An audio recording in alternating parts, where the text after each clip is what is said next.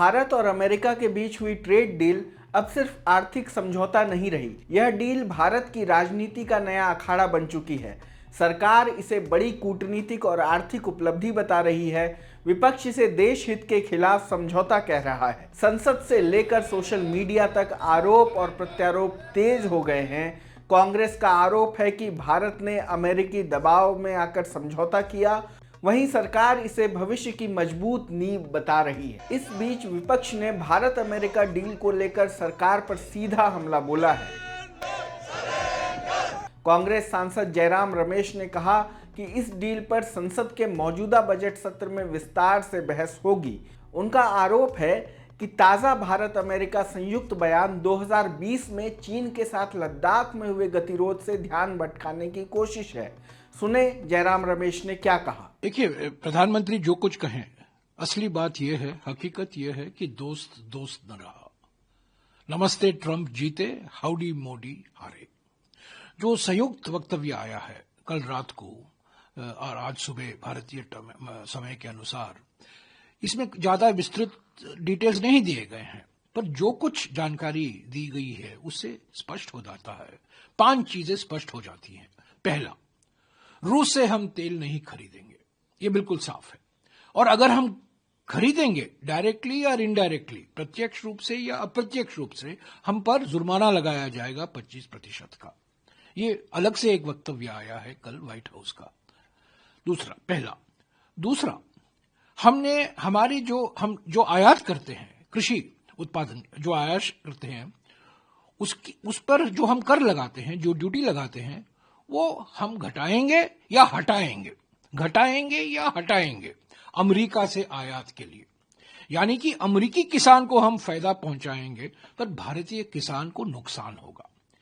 कौन कौन से चीज आएंगे, कौन कौन से उत्पादन आएंगे, इसका कोई विस्तृत जानकारी नहीं दी गई है, पर यह कहा गया है, साफ कहा गया, पहला बिंदु कहा गया है कि ड्यूटी हटाएंगे या घटाएंगे। इसका माने क्या है कि अमेरिकी किसान को फायदा पहुंचाएंगे और भारतीय किसान को हम नजरअंदाज करेंगे, उनको चोट पहुंचाएंगे। तीसरा जो हम कहते, अमेरिका कहता है और ये संयुक्त वक्तव्य कहता है, आज जो हम आयात करते हैं अमेरिका से, अगले 5 साल में हर साल आयात 3 गुना बढ़ेगा, भारत का 3 गुना बढ़ेगा। तो हम खरीदेंगे अमेरिका से, यानी कि जो आज व्यापार अधिशेष है वो व्यापार घाटे में बदल जाएगा। आज व्यापार अधिशेष होता है भारत का, अमेरिका के जो हमारे व्यापार संबंध है उसमें हमारा अधिशेष है, ट्रेड सरप्लस है। इस समझौते के बाद में हमारा व्यापार घाटा हो जाएगा। ये तीसरी बात है। चौथी बात, आईटी और सर्विस इंडस्ट्री के बारे में बिल्कुल चुप है। उस पर कई सवाल किए गए हैं, उस पर कई वक्तव्य आ रहे हैं सेनेटर से, सरकार की ओर से, H1B को लेकर, जो ऑफशोरिंग होता है उस पर कोई बात नहीं की गई है। और 5वीं बात यह है कि जो हम निर्यात करते हैं उस पर तो ड्यूटी तो बढ़ रहा है, इससे तो हम भाग नहीं सकते। तो मेरे विचार में, हमारे ख्याल में ये बिल्कुल साफ हो गया है कि ये ट्रेड डील अमेरिका के हित में है। अमेरिका ने हम पर दबाव बरकरार रखा है। 10 मई को राष्ट्रपति ट्रंप ने कहा था कि मैंने ऑपरेशन सिंदूर रुकवाया है, और करीब 90 बार उन्होंने उसको दोहराया है। लगातार दबाव रखा है और मजबूरी में हमें झुकना पड़ा है। हम झुके हैं, इसमें कोई दो राय नहीं हो सकती। अभी सब डिटेल आएंगे, सब बिल्कुल दूध का दूध, पानी का पानी हो जाएगा। तो आप लोगों का मुद्दा तो आपने पूरे इसके जब से सदन की शुरुआत हुई है और इस डील की बात सामने आ रही है, तो आप लोग लगातार एजिटेट। बिल्कुल, आप देखिए, क्रोनोलॉजी समझिए। 2 तारीख को राहुल गांधी जी, नेता प्रतिपक्ष, लोकसभा में मुद्दा उठाते हैं देश की सुरक्षा को लेकर। जो 2020 जून में हुआ था लद्दाख में, जो चीन की सेना ने हम पर आक्रमण किया, 20 जवान शहीद हुए, उस घटना को लेकर राहुल गांधी जी ने एक किताब का जिक्र किया, जो रिटायर्ड जनरल नरवाणे हैं। उसे भौखला गए प्रधानमंत्री, घबराए गए प्रधानमंत्री, और उसी रात को यानी कि उनका भाषण करीब 2 बजे को होता है, 1:30 बजे 2 बजे होता है, 2 या 2:30 बजे होता है, 2 से 2:30 बजे के बीच में होता है। और 10 बजे को राष्ट्रपति ट्रंप का ट्वीट आ जाता है कि प्रधानमंत्री के कहने पर मैं ये ट्वीट कर रहा हूं कि हमारा जॉइंट स्टेटमेंट अभी आने वाला है। ये स्पष्ट राष्ट्रपति ट्रंप ने कहा है कि मोदी जी के कहने पर, मोदी जी के निवेदन पर, मोदी जी के मांग पर हम ये जॉइंट स्टेटमेंट निकलवा रहे हैं और मैं घोषणा कर रहा हूं। तो पहली घोषणा ऑपरेशन सिंदूर रुकवाने की पहली घोषणा वॉशिंगटन से हुई और ये जॉइंट स्टेटमेंट आने वाला है 2 तारीख को, जो राष्ट्रपति ट्रंप ने ट्वीट किया, वो भी पहला व्हाइट हाउस से ही आया। यानी कि एक्शन तो वहां है, रिएक्शन तो यहां है, दबाव वहां से आ रहा है। और हमेशा प्रधानमंत्री कहते हैं my friend, my friend, my friend, गले लगाते हैं, हग करते हैं, माय फ्रेंड के तारीफ करते रहते हैं प्रधानमंत्री। और राष्ट्रपति ट्रंप वो तारीफ सुनते नहीं है, सिर्फ टैरिफ लगाते हैं।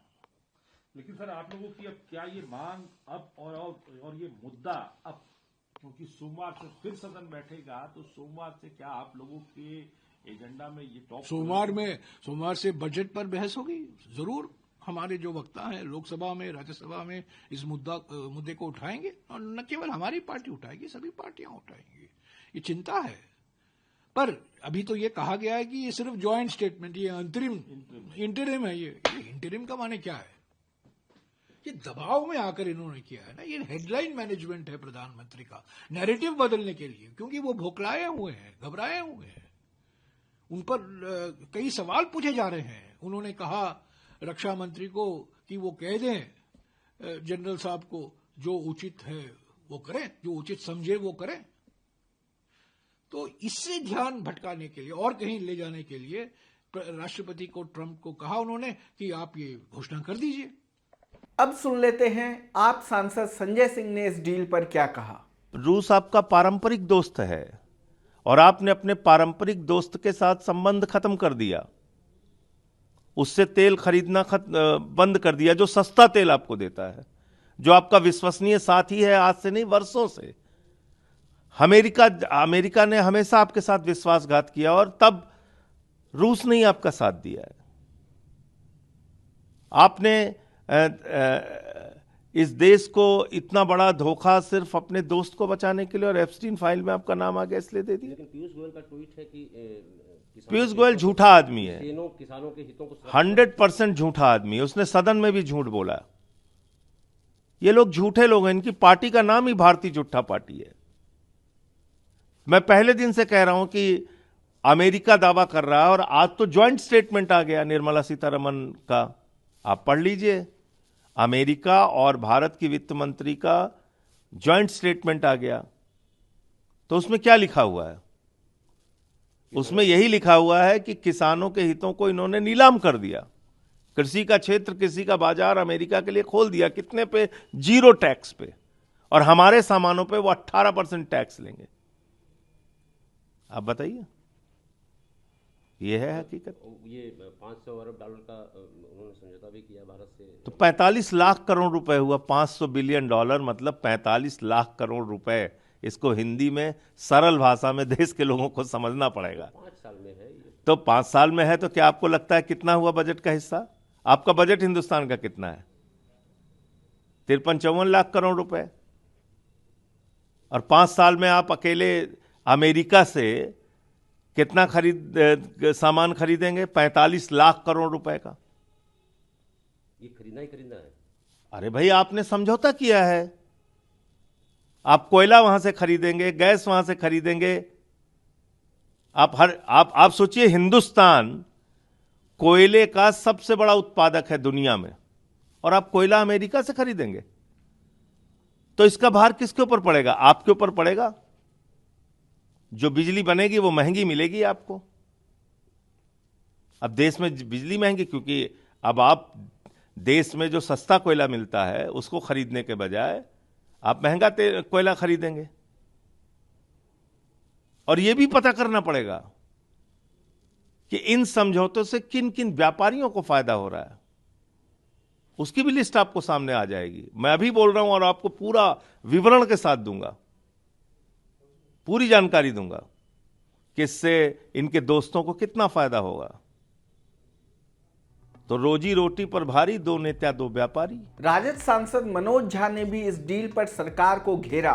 मनोज कुमार झा ने कहा कि ज्यादातर मामलों में हमारा टैरिफ चाहे सबसे बुरा समय हो या सबसे अच्छा 2.9% रहा है। धमकियों के जरिए इसे बढ़ाकर 50% कर दिया गया, फिर इसे घटाकर 18% कर दिया गया। सुने उन्होंने क्या कहा। देखिए,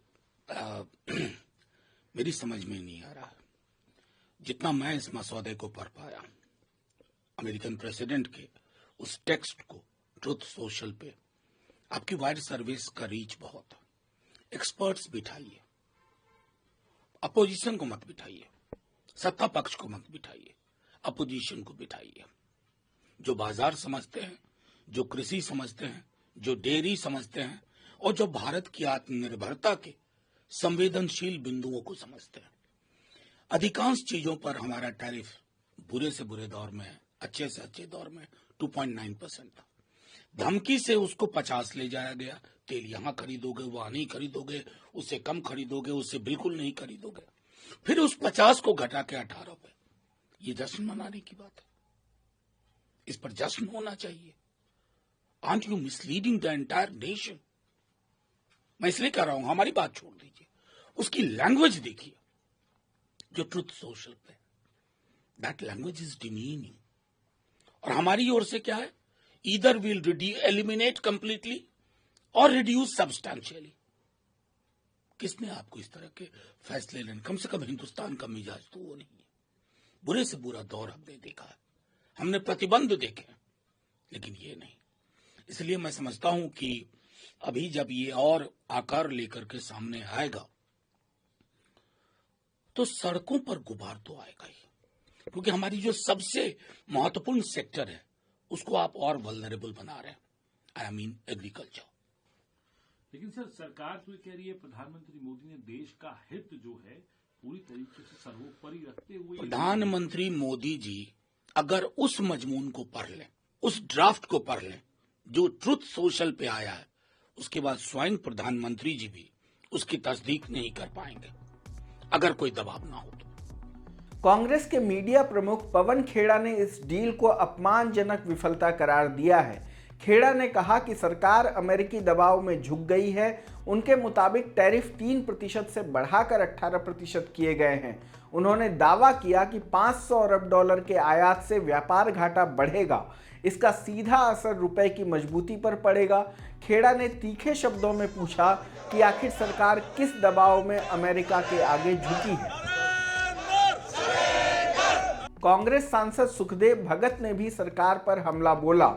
उन्होंने कहा कि यह व्यापार समझौता नहीं बल्कि ग्रेव डील है। उनके मुताबिक मेक इन इंडिया की जगह सेल इन इंडिया हो रहा है। ये ट्रेड डील नहीं है, ये ग्रेव डील है। इन्हें भारतीय अर्थव्यवस्था, किसानों की इन्होंने कब्र खोदी है।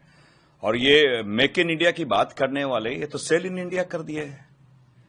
इसलिए, और जहां तक ये आत्मनिर्भर भारत की बात करते रहे, ये तो निर्भरता उन पे बढ़ा दी, अमेरिका पे निर्भरता बढ़ा दी है।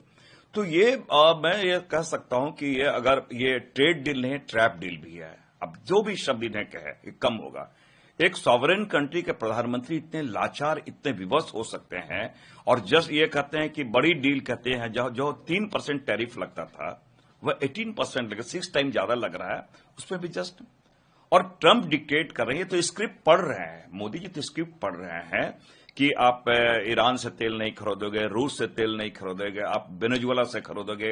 हमें हमारे लिए पूरे जो मार्केट है यहाँ पे 0 टैरिफ पे या 1-2% पे पूरी आपके मार्केट यहाँ खोल देने की बातें आ रही है इंडिया में। इसलिए हमने कहा ट्रैप डील है, ये ग्रेव डील है। और जैसे कहा जाए कि मेक इन इंडिया नहीं है, सेल इन इंडिया वाली स्थिति है। तो इतने लाचार, इतने कमजोर प्रधानमंत्री जी, वो क्या। और टेलीफोनिक ये डील होती है शुरू में, कोई टेक्स्ट नहीं चला, कोई एग्रीमेंट, ना फाइनेंस मिनिस्टर वहां, ना कॉमर्स मिनिस्टर, ना एग्रीकल्चर मिनिस्टर। और ये तो इसलिए ऐसा लगता है, इसलिए ऐसा हुआ कि राहुल गांधी जी ने जिन शब्दों को उठाया, ये डाइवर्ट करने का भी एक चाल उनका रहा है। लेकिन ये हम कह सकते हैं कि इन्होंने देश की ये गरिमा इन्होंने गिराई है और एक संप्रभुता देश को कैसे वो नतमस्तक ट्रंप के सामने आई है। इसलिए हमने कहा ये ग्रेव डील है, किसानों के लिए ग्रेव डील है। लेकिन सर सरकार कह रही है कि ये तो बड़ा मास्टर स्ट्रोक है, ग्रेट डील है, मास्टर स्ट्रोक है, तमाम मंत्रियों को लगाया गया है कि उस पर प्रेस कॉन्फ्रेंस करें, बिजनेसमैन से बात करें। मैं सो तो ये मास्टर स्ट्रोक नहीं कि मेजर मिस्टेक है। ये आप उसे मास्टर स्ट्रोक करें, मेजर मिस्टेक है। और ये एक परंपरा रही है, सदन की एक परंपरा रही है कि जब सदन चल रहा हो तो कोई भी नीतिगत बातें हो तो सदन में डिस्कशन में आता है, सदन में चर्चाएं होती है, उस पर देश हित में क्या हो वो बातें लागू की जाती है। यहां तो पहले पीसी होता है, पहले टेलीफोन से बातें होती है, फिर पीयूष गोयल जी पीसी करते हैं, उसके बाद सदन में बातें आती है। ये कौन सी नई परंपरा है? क्या यही अभी मोदी जी का भारत यही है? यही नया भारत है?